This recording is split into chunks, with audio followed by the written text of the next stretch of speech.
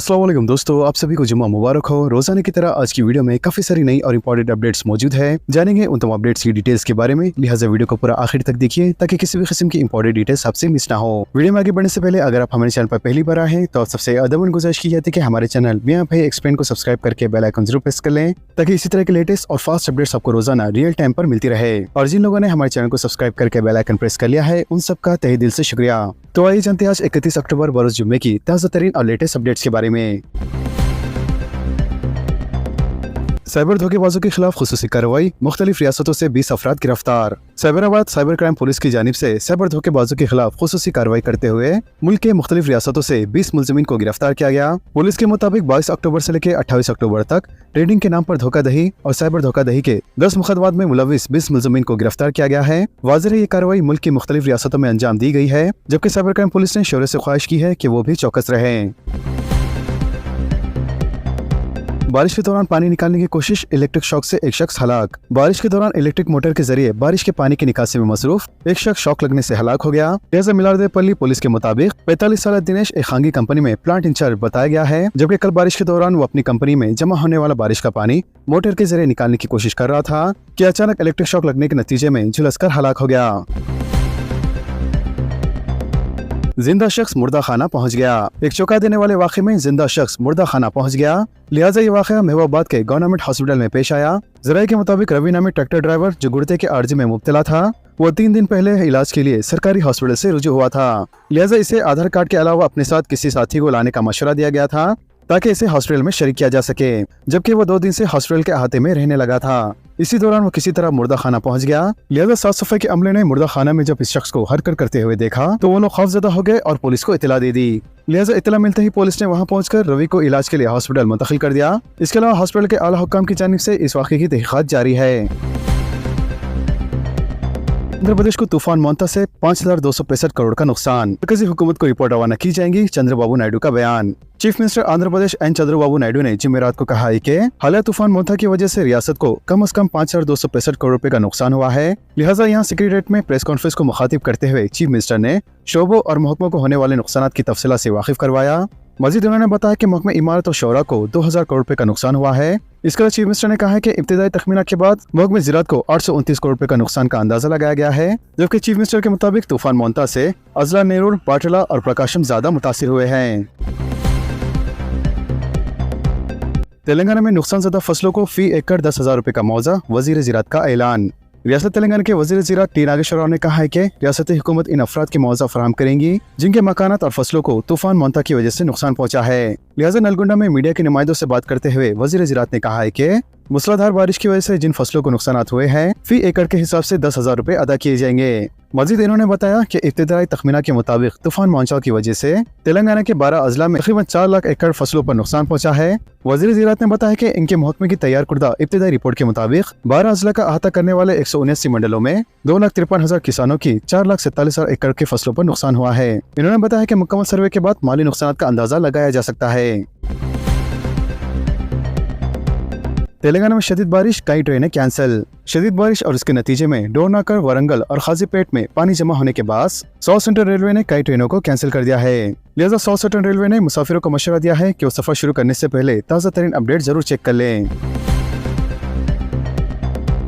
मूसलाधार बारिश के सबब वरंगल, हनमकुंडा और खाजीपेट के कई इलाके मुतासिर। जिले वरंगल में तूफान मोंता के असर से होने वाले मूसलाधार बारिश ने मुतदा वरंगल के कई अजला के इलाकों को पानी में घेर लिया है। इसके अलावा वरंगल, हनमकुंडा और खाजीपेट के मुख्तलिफ इलाकों और मुतदा कॉलोनियां झीलों का मंजर पेश कर रही है।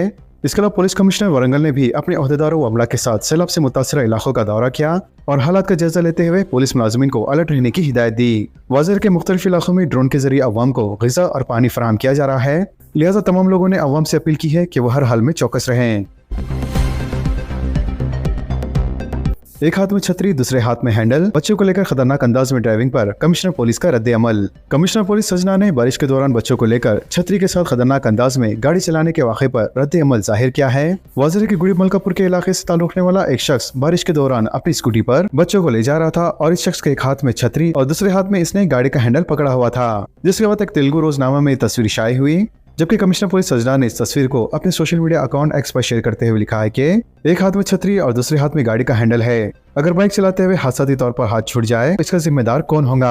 मजीद उन्होंने कहा कि अगरचे वालिदैन या सरपरस्त बारिश के दौरान भी अपने बच्चों की तालीम के लिए फिक्रमंद है, लेकिन ट्रैफिक कायदे की पाबंदी में इस तरह की संजीदगी क्यों नजर नहीं आती। लिहाजा कमिश्नर सजना ने मशवरा दिया है कि इस तरह के खतरनाक सफर करते हुए बच्चों की जान से खिलवाड़ करना दुरुस्त नहीं है। इन्होंने अवाम से अपील की है कि ट्रैफिक कायदे के मामले में कतई लापरवाही न करें।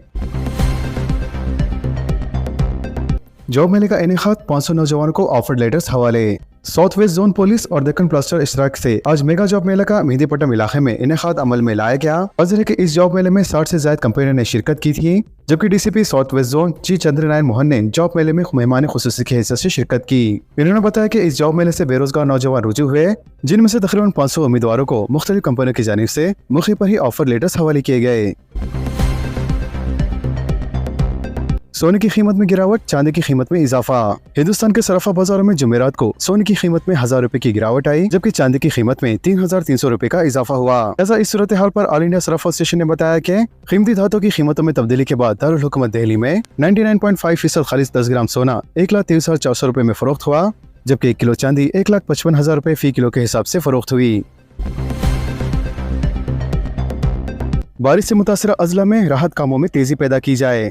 चीफ मिनिस्टर की कलेक्टर्स के साथ वीडियो कॉन्फ्रेंस। रेवंत रेड्डी का आज वरंगल और हसनाबाद का फिजाई सर्वे। चीफ मिनिस्टर रेवंत रेड्डी ने कहा है कि तूफान मंथा के असरात के सबब हुए नुकसान का जायजा लेने के लिए 31 अक्टूबर जुम्मे को वो वरंगल और हसनाबाद का फिजाई सर्वे करेंगे। अगरचे कि इनका दौरा वरंगल खराब मौसमी हालत की वजह से मुलतवी किया गया है, तमाम सैलाब से मुतासरा अजला के इंचार्ज विजरा फील्ड की सतह पर तैयार रहेंगे और वक्तन खौफतन अवाम की मदद करेंगे। वाज़ेह है कि जुमेरात को ही फिजाई सर्वे करने वाले थे, तहम लम्हे आखिर में इसे मनसूख कर दिया गया क्योंकि अहदेदारों ने नामुनासिब मौसम का इंतबाह दिया और कहा कि ये मौसम हेलीकॉप्टर के लिए मौजू नहीं है। इसके अलावा इन्होंने सीनियर अहदेदारों के साथ सैलाब की सूरत हाल का जायजा लिया और कहा कि रियासती हुकूमत अवाम की मदद के लिए तैयार है और मुतासरा अजला के इंतजामिया इनकी मदद के लिए कोई कसर नहीं छोड़ रहे हैं। 2 करोड़ रुपए लेकर मुलजिम को फरार करने का मामला, इल्जामात का सामना करने वाला सब इंस्पेक्टर मुअत्तिल। 2 करोड़ रुपए हासिल करते हुए 3 करोड़ रुपए की धोखाधड़ी में मुलविस मुलजिम फरार करने में मदद के इल्जामात का सामना करने वाले पुलिस अहदेदार को मुअत्तिल कर दिया गया। लिहाजा कमिश्नर पुलिस वीसी सजना ने आज एक अपने बयान में जारी करते हुए कहा है कि इंटर टास्क फोर्स के सब इंस्पेक्टर श्रीकांत गौड़ को फराइज की अंजामदही में लापरवाही पर मुअत्तिल कर दिया गया है। वज़ीर के श्रीकांत गौड़ पर इल्जाम है कि इसने एक केस में सतीश और इसके अरकान खानदान को मुंबई में अपनी टीम के हमरा हिरासत में लिया था और हैदराबाद वापसी के दौरान सदाशिव पेट के करीब मुलजिम फरार हो गया था। लिहाजा मुलजिम के फरार होने के बाद ये इल्जाम आयद किए जा रहे थे कि सब इंस्पेक्टर ने 2 करोड़ रुपए हासिल करते हुए मुलजिम को फरार होने का मौका फराहम किया था, जिसके बाद इस वाक़े की महकमे जाती तहक़ीक़ात की हिदायत दी गई थी, जबकि ज़राए के मुताबिक इब्तिदाई रिपोर्ट कमिश्नर पुलिस के हवाले की गई, जिस पर इन्होंने सब इंस्पेक्टर को मुअत्तिल करने के अहकाम जारी किए। शहर में अंदरून 12 घंटे 2 कत्ल की संगीन वारदातें। शहर हैदराबाद में अंदरून 2 घंटे दिन दहाड़े कत्ल की 2 वारदातें पेश आई, जिसके नतीजे अवाम में खौफ व हिरास का माहौल पैदा हो गया। लिहाजा जुमेरात की सुबह शहर के इलाके हकीमपेट टोली चौकी में ऑटो ड्राइवर मोहम्मद फहीम उर्फ अय्यूब को इसके ही दोस्त तारिक ने टोली चौकी एसएस फंक्शन हॉल के करीब गला घोटकर कत्ल कर दिया। लिहाजा इस वाक़े की इतला पर एसीपी गोलकुंडा सैयद फयाज और इनकी टीम मौके वारदात पर पहुंच गई। बताया जाता है कि मोबाइल फोन के मसले पर मख्तूल अय्यूब और तारिक में तनाज़ा चल रहा था, जिस पर तारिक ने अपने दोस्त का रस्सी के जरिए गला घोटकर कत्ल कर दिया। इसके अलावा 4 जुम्मे के रोज बंदलागुड़ा गौस नगर में पान शॉप के मालिक मोहम्मद मोहसिन को सोहेल, फहद और आमिर नामी नौजवान जो आपस में दोस्त बताए जाते हैं, चाकू घोंपकर बेईमाना तौर पर कत्ल कर दिया गया। लिहाजा शहर में हुई इन 2 वारदातों से ये जाहिर होता है कि मामूली मसले पर भी कत्ल की संगीन वारदातें शहर में रोनुमा हो रही है। जबकि गुज़िश्ता हफ्ते भी एक रौडी शीटर मोहम्मद उमर अंसारी पर पुलिस ने मोबाइल फोन की चोरी की कोशिश का इल्जाम आयद करते हुए फायरिंग कर दी थी। मूसा नदी तरक्याती प्रोजेक्ट के लिए मास्टर प्लान की तैयारी का आगाज। आइंदा महीने मरकज को तफसीली प्रोजेक्ट रिपोर्ट, डेवलपमेंट कॉर्पोरेशन को अराजी का अलॉटमेंट। मूसा नदी तरक्याती प्रोजेक्ट पर अमलवरी के लिए तेलंगाना हुकूमत ने मास्टर प्लान की तैयारी का आगाज कर दिया है। लिहाजा अहदेदारों और माहिरीन के जरिए मास्टर प्लान तैयार करते हुए नवंबर में तफसीली प्रोजेक्ट रिपोर्ट मरकजी हुकूमत को रवाना कर दी जाएंगी। वज़ीर के रेवंत रेड्डी हुकूमत ने मूसा नदी तरक्याती प्रोजेक्ट पर अमलवरी का तहिया किया है, जिसके तहत न सिर्फ हैदराबाद में तरक्याती सेहती सरगर्मी में इजाफा होगा, बल्कि मुत्तहदा नलगोंडा जिले को भी साफ पानी का सरबराह किया जा सकता है। इसके अलावा फ्लोराइड से मुतासरा इलाकों को साफ पीने के पानी की सरबराही का प्रोजेक्ट अहम मकसद है। वज़ीर की हुकूमत ने मूसा रिवर डेवलपमेंट कॉर्पोरेशन को हाल ही में 734 एकड़ अराजी अलॉट की है, ताकि प्रोजेक्ट पर अमलवरी का आगाज हो। मुल्क भर में तेलंगाना का शोबे खिदमत आमदनी पैदा करने में सरफहरिस्त। रियासत तेलंगाना खिदमत के शोबे से आमदनी पैदा करने में सरफहरिस्त रियासत है, जो मुल्क की इक्तिसादी तरक्की का महरुक बन गया है। लिहाजा इसका इंकशाफ दिल्ली में नीति आयोग की तरफ से मुल्क की खिदमत के शोबे की शक्ल, तरक्की और रोजगार पैदा करने के अंदाज पर जारी कुर्दा ताज़ा तरीन रिपोर्ट में किया गया है। लिहाजा मजमूई तौर पर तेलंगाना में खिदमत के शोबे का औसतन हिस्सा 60.3% रिकॉर्ड किया गया है। अजहरुद्दीन की आज बहैसियत वजीर हल्फ बर्दारी, काबीना में शमूलियत के लिए AICC की मंजूरी। हल्के असम्बली जुबली हिल्स के 11 नवंबर को होने वाले अहम ज़मीनी इंतखाब से पहले AICC ने रियासती काबीना में साबिक क्रिकेटर मोहम्मद अजहरुद्दीन की शमूलियत की मंजूरी दे दी है। जरा ने बताया कि गवर्नर विष्णुदेव वर्मा राजभवन में जुम्मे के रोज मोहम्मद अजहरुद्दीन को वजीर के तौर पर हल्फ दिलवाएंगे। वाज़ेह है कि वो अक़लियती तबके के वाहिद वजीर होंगे। इसके अलावा काबीना में 3 नशिस्तें मखलूआ हैं और इनमें से एक को अजहरुद्दीन से पूर किया जाएगा। इसके अलावा कांग्रेस हुकूमत ने गवर्नर कोटे के तहत MLC की नशिस्त के लिए अजहरुद्दीन के नाम की सिफारिश की है, जो राजभवन में अभी भी ज़ेर-ए-इल्तवा है। टॉस के इंटरमीडिएट और SSC के नताइज का आज ऐलान।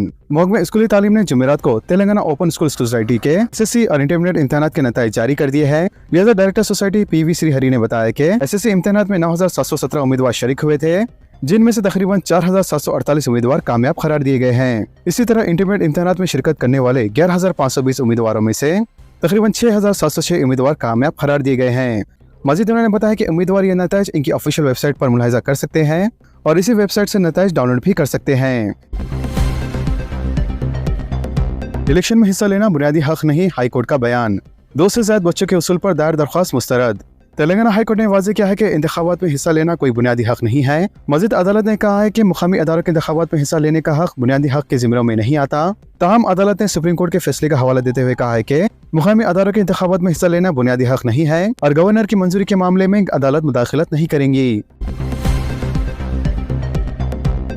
जुबली ज़मीनी इंतखाब 12 मुतबादिल तस्वीर शनाख्त कार्ड्स काबिल कबूल। कमिश्नर GHMC और डिस्ट्रिक्ट इलेक्शन ऑफिसर RV कन्ना ने कहा है कि जुबली हिल्स के 11 नवंबर को होने वाले ज़मीनी इंतखाबात के सिलसिले में राय दहिंदे तस्वीर शनाख्त कार्ड्स के अलावा 12 मुतबादिल तस्वीर शनाख्ती कार्ड्स में से किसी एक को दिखाते हुए हक़ राय दही से इस्तेफादा कर सकते हैं।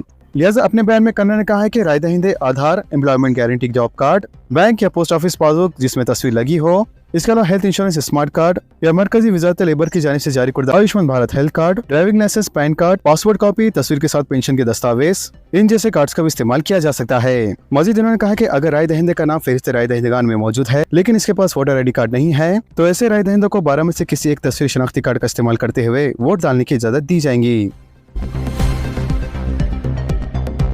CBSE इम्तिहानात का 17 फरवरी से आगाज। Central board of secondary education यानी CBSE ने 10वीं और 12वीं जमात के बोर्ड इम्तिहानात के लिए तारीख का ऐलान कर दिया है।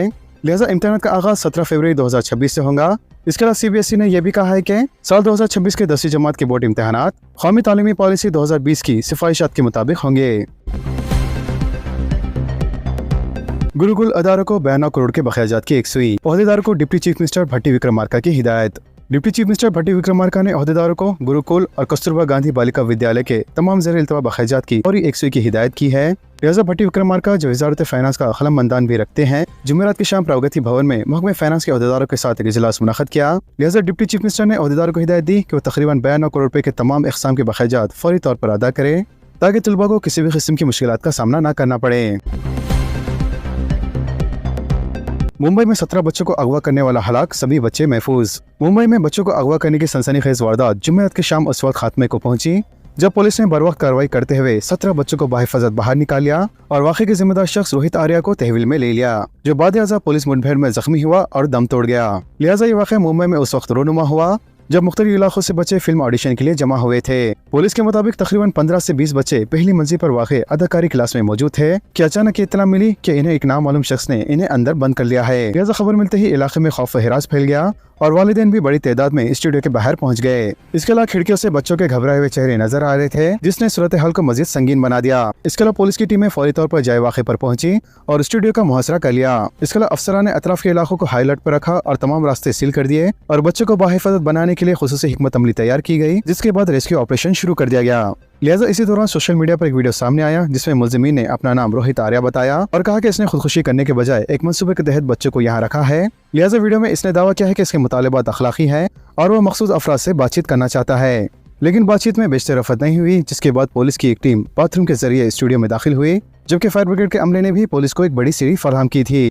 ताकि पहली मंजिल पर वाक़ई खिड़की तक चढ़ा जा सके। वाज़ेह है कि इस वाक़े में पुलिस ने 17 बच्चों के अलावा एक बुजुर्ग शहरी और दूसरे शख्स को भी बचा लिया। आंध्र प्रदेश में भीख मांगने वालों पर पाबंदी आयद करने का फैसला। हुकूमत आंध्र प्रदेश ने भीख मांगने वालों पर मुकम्मल पाबंदी आयद करने का फैसला कर लिया है। लिहाजा इस मकसद के लिए भीख मांगने की रोकथाम इसके एक्ट 2025 को सरकारी तौर पर शाया किया गया है, जबकि इस एक्ट के नफाज के बाद आंध्र प्रदेश में कहीं भी भीख मांगना अब एक संगीन जुर्म तस्वुर किया जाएगा। इसके अलावा इस महीने की 15 तारीख को इस एक्ट को गवर्नर ने मंजूरी दे दी थी। इसके अलावा लॉ डिपार्टमेंट के सेक्रेटरी ने भी जियो नंबर 58 को भी जारी कर दिया है। वाज़ेह की रियासत में दिन ब दिन बढ़ने वाले भीख मांगने वाले माफिया और मुनज़्ज़म भीख मांगने वालों को मुकम्मल तौर पर खत्म करने और गरीबों की बाज़ाबकारी के मकसद से ये लॉ लाया गया है और इस एक्ट को महकमे बहबूद और पुलिस के साथ मिलकर लागू किया गया है। हर महीने की पहली तारीख को हुकूमत की जानिब से कुछ ऐसी तब्दीलियां लाहिक की जाती है जिसका रास्त असर आम इंसान की माली और रोजमर्रा की जिंदगी पर होता है। लिहाजा हर महीने की तरह इस महीने की पहली तारीख को भी आधार कार्ड, क्रेडिट कार्ड और बैंक सिस्टम के अलावा गैस सिलेंडर की कीमतों में भी तब्दीली किए जाने के इम्कानात है। अगर आप इन तब्दीलियों से नावाकिफ है तो आगे चल के शायद आपको काफी परेशानियों का सामना करना पड़ सकता है। तो आइए जानते हैं वो कौन सी तब्दीलियां हैं जो 1 नवंबर से लाइक की जाने वाली है। तो सबसे पहले बात करते हैं आधार कार्ड को अपडेट करने के नई तब्दीली के बारे में। UIDAI ने आधार कार्ड के अपडेट से मुताल्लिक तरीक़ेकार को मजीद और आसान बना दिया है, जिसके तहत आपको नाम, date of birth, mobile number या एड्रेस चेंज कराने के लिए आधार सेंटर या मी सेवा सेंटर जाने की जरूरत नहीं होगी। लिहाजा ये तमाम चीजें घर बैठे हुए सिर्फ मोबाइल के जरिए अंजाम दे सकते हैं, जबकि बायोमेट्रिक और आंखों की स्कैनिंग के लिए मी सेवा या आधार सेंटर से रुजू होना लाजमी होगा। इसके अलावा UIDAI आपकी तमाम मालूमात को pan, passport, ration card, MNREGA और स्कूल रिकॉर्ड जैसी सरकारी डेटाबेस से ऑटोमेटिक तरीके से वेरीफाई कर लेगा, यानी आप बार बार डॉक्यूमेंट्स अपलोड करने की परेशानी पूरी तरीके से खत्म हो जाएंगी। लिहाजा दूसरी तब्दीली के तहत अगर आपके पास SBI का क्रेडिट कार्ड है तो 1 नवंबर से अनसिक्योर्ड क्रेडिट कार्ड्स पर 3.7% चार्जेस आयद किए जा सकते हैं। इसके अलावा 1 नवंबर से बैंकिंग सिस्टम में भी नई तब्दीली लाहिक की जाने वाली है, जिसके तहत अब बैंक के सारिफिन बैंक अकाउंट, लॉकर और सेफ कस्टडी के लिए एक नहीं बल्कि 4 नॉमिनीज बना सकते हैं। वाज़ेह है ये तब्दीली बैंकिंग एक्ट लॉ 2025 के तहत नाफिज की जा रही है, जिसके तहत सारिफिन ये भी तय कर सकेंगे कि किस नॉमिनी को कितना हिस्सा मिलेगा। इसके अलावा हर महीने की पहली तारीख को ऑयल कंपनियों की जानिब से घरेलू और कमर्शियल गैस सिलेंडर की कीमतों में तब्दीलियां की जाती है।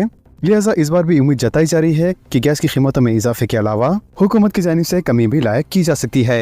वाज़ेह के गुज़िश्ता महीने कमर्शियल गैस सिलेंडर की कीमत में 15 रुपए का इजाफा किया गया था, जबकि 14 किलो वाले घरेलू गैस सिलेंडर की कीमत में किसी भी किस्म की तब्दीली नहीं की गई थी।